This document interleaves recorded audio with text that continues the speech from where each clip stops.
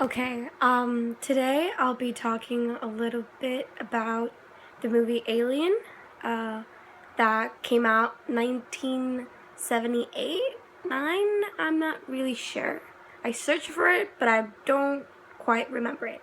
Still, it's a movie from the 70s, and, it centers around this, ship that's in space, and it's coming back from an expedition, and all the members are like asleep, but like asleep for a long time, and all of a sudden like something happens that they have to wake up, and they have to like land in a distant planet, like to do a checkup or something like that for the ship, and like a strange creature appears and then starts killing them off, and one's an android, and it's like a bunch of different stuff happening at the same time, but it's a really cool movie.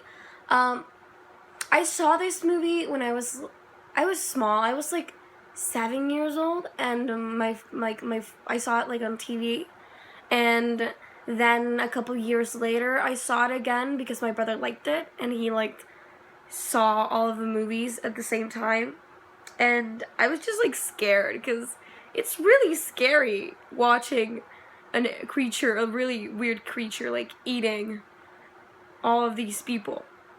But I was really fascinated by like Ripley, the not the main character, but like the heroine at the end, and because I don't know, she was like badass, and she was like, oh my god, like she's doing this all by herself, and she was alone for like 30 minutes before the movie ended, and that's just like, I would not, like, if I was in that situation, I would be so scared. I would just like be like, just kill me right now. I can't stand the suspense of waiting for this creature to kill me.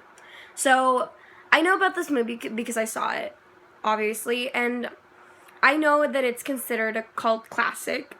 I know this because I've seen a lot of posts on Tumblr, and especially because when I went to Disney Hollywood Studios, there's actually a ride with a lot of cult classics like Singing in the Rain and blah blah blah. And there's a part where you pass through an alien, like the movie set of Alien, and there's like a life-size figure of Sigourney Weaver. I don't really know how to pronounce the name of the actress that played Ripley, but she's awesome in every movie I see. But still, like she's there trying to hide, like she's in the scene of the movie, and it's so scary. And yeah, that's why I know it's a cult classic. So yeah, I know it's a cult classic, and I realize that I don't really know why most movies are called cult classics. Like the movies that are called cult classics, why are they called like that?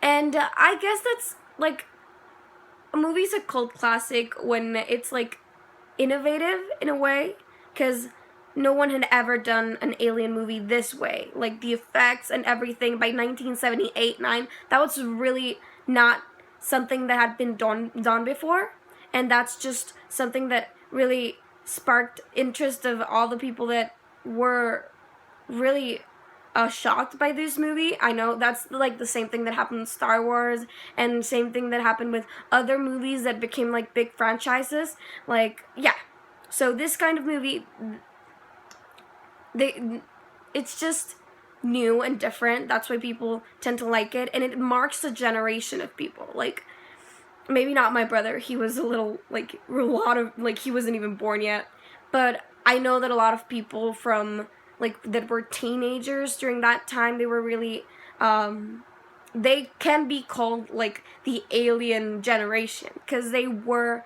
fans about that. Like I can be called like, I don't know, the Harry Potter generation or the Hunger Games generation. So that's why I think that most of these movies, like, they become called classics, and maybe not right now, but in a couple of years, movies that are now coming out that they're marking this generation will be called cult classics for my children or for the next generations that come ahead of us.